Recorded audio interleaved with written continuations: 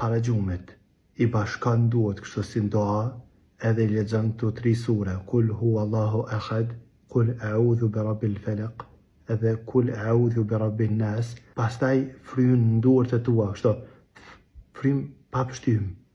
Pastaj e fërkon trupin tan sa të mrrin duart. Për shembull, nuk ke nevojë me bë kam në gjuhë e me prek edhe kam. Jo, veç sa mrrin duart e fërkon trupin tan. Pastaj i bashkon apet duart, edhe lexon Kul huwa Allahun, Kul a'udhu bi rabbil falaq, Kul a'udhu bi rabbin nas. Pastaj fryn duarve tua, pastaj e përsërit.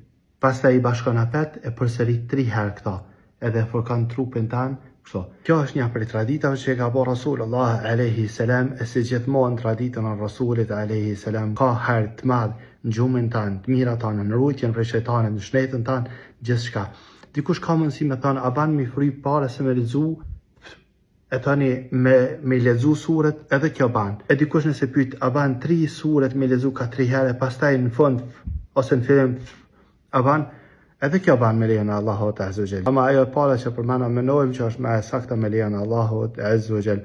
Allahu azza wa jall baf që me pas gjumë të lehtë, o mësoft Allahu azza wa jall me pushon gjumën e ju me kanë më të fuqishëm në rrugën e Allahut azza wa jall.